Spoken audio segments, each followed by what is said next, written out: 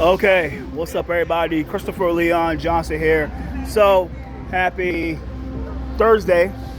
Just came back from City Hall, home in Brooklyn, heading home right now. I had 12 minutes on my phone, so some comments about this stuff. I'm in Eastern Parkway now, heading home to eat, drink, a little thirsty. But let me make a little quick response to this stuff. I know everybody's in the political world, New York City political world, especially the insiders and the media, are talking about this. And all the critics are talking about this too. $2 cab, Utica Avenue, happy 12th of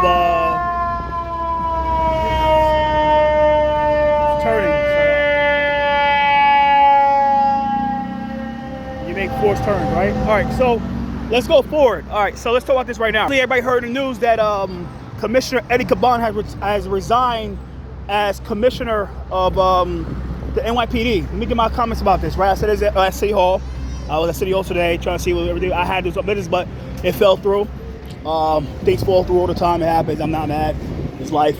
But let me get my comments about this, right? So let me get my comments about this. So it was needed. It was a needed resignation. I heard the new person name is Tom Dolan, who donated $250 to Eric Adams' 2017 Brooklyn Borough President campaign. So it could be like kind of pay to play, but that's a different topic. Right now, 109, 130 stated. 130 stated. It's about Eddie Caban resigning, right? Like I said, it's a long time overdue. I believe that he should have never became commissioner. I met the guy in 2022 when he was deputy commissioner under the great Keyshawn Sewell, who was done dirty by Team Marjorie because she was trying to fire Marjorie for the situation in Brownsville.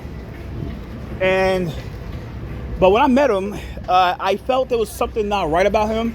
Like the energy I felt from him, it was just something wasn't right. I think he had, it was something dark about him that I just like, it was something dark and it wasn't right. It didn't, I took a picture with him, but just in case people like, well, you know, I met the guy, I took a picture that I spoke to him, like it just didn't feel right.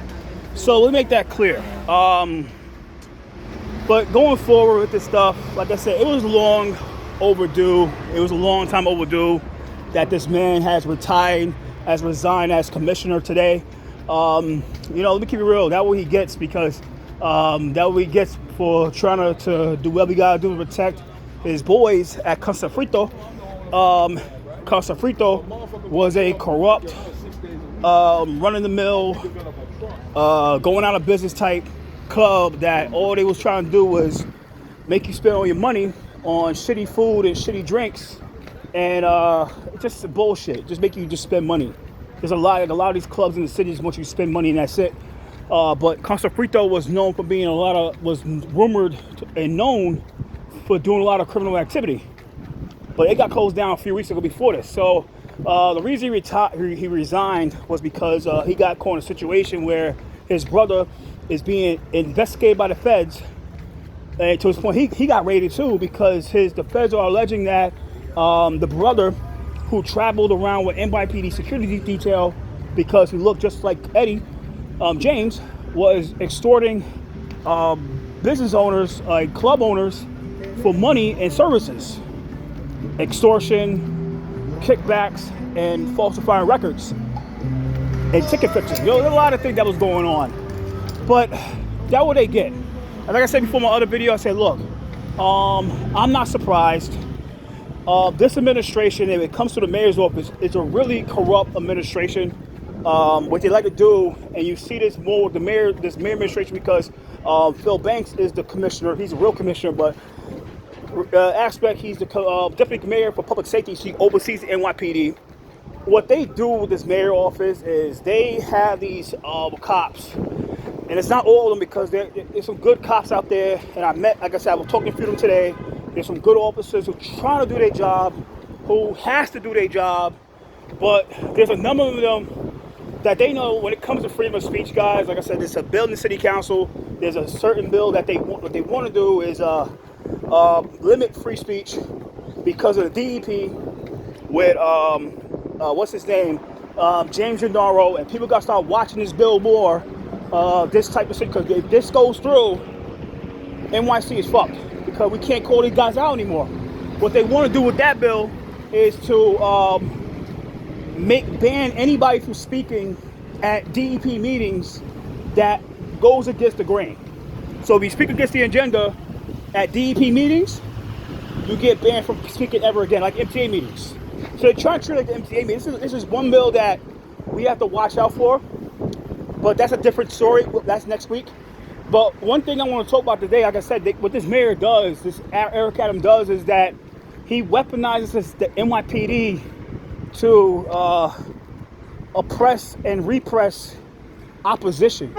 They do this online. You see how they treat the journalists, like Daughtry and Chell and Madry, Chell and Daughtry, how they treat journalists that go against the grain, how they treat John McCarry, Eric Dim, and Sal those three, because without those three putting shit to attention, they would have got a lot of heat. They would have got this enough pressure to step down without those three guys. Sal Greco, who got fired by the NYPD for supporting Roger Stone. Eric Dim, who is no longer the most complaining cop, and John McCarry, who's a retired NYPD lieutenant. But without those three bringing the shit to attention and fighting these bastards, a lot of people, I think that Eddie would have resigned in a way if he didn't have that a lot of pressure. But those three put the pressure on, and you got to give those three credit. Let's get make that clear. But it's going forward. Like I said, Eric, with the help of Phil Banks, he don't like criticism. He hates criticism. And what he does is he weaponizes the NYPD especially with the help of the executive detail, to sick the community affair officers and certain blue and white shirts on anybody that called the mayor. It's fucking crazy. There's a clip, right? There's a clip of like when a Palestinian protester, like a pro-Palestinian protester, was calling out the mayor at one of the Resigns rallies earlier this year. The NYPD executive detail, the lady that she's a part of executive detail. She's one of the advanced team. She's part of the advanced team for executive detail. She was like yoking them up, like really, literally. This thing was like 100 feet away, and I don't know. Everybody heard it, and they fucking like dragged this nigga away, 100 feet away from the mayor. They dragged him away. So you could tell that they don't like criticism, and Phil Banks would like to do is say, look, if you don't, you want to get in this unit, then you need to help us out. And why the hell you help us out? It's like, arresting people and charging her disorderly conduct for calling out the mayor. It's crazy. And it all trickles down and affects the little guy that want to call out the mayor on a public street. I understand being inside a private location, and you call the mayor out and they go, okay, you're in a private location, you do it, you get it, okay, I get it. But when you're on a public street, like this, like a public street, press conference, and you call this guy out, you call the guy asshole, piece of shit, and they come out and they want to arrest you for it? Come on, man. You can scream and call mayor asshole, they want to lock you up for doing it. They want to lock you up for disorderly conduct. And it's crazy. So it's a lot of things that was going on with this administration. And Caban, the guy was dirty. Like, I don't know why he can't commission in the first place. And I see what's happening here. Like, they made this guy, Tom, the intern commissioner, while they still kept Tony Casella, the deputy commissioner. I mean, I know what they're doing. They don't want a black woman. They don't want no black woman to become a commissioner because look what happened to Sewell, right? Sewell and the lawyer, Radix, Sylvia Radix, she didn't want to carry dance to the silly beat of Eric Adams and shit like that. Look what happened.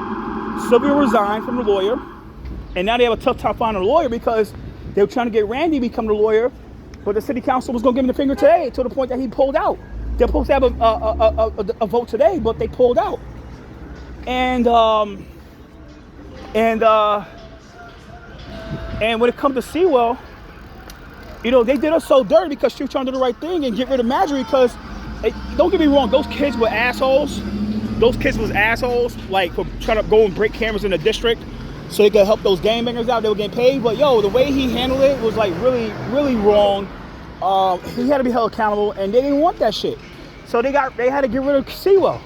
So they got this little robot in Caban, And look what happens, guys. It's just like, yo, look all the shit that is going on now, to the point that the city can't really function as much as they can because of fucking Caban. But he's not here no more. He's left. He resigned. It was good that he resigned. I'm happy he resigned. I don't care. You know, that what he gets. You know, he was a crook. I met him before. It was something not right about the guy, and it needed to happen. So I'm about to log. I'm about to go to the store get some.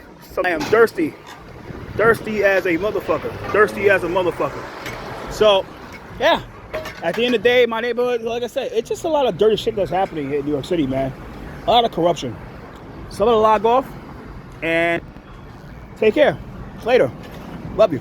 Peace out. Adios.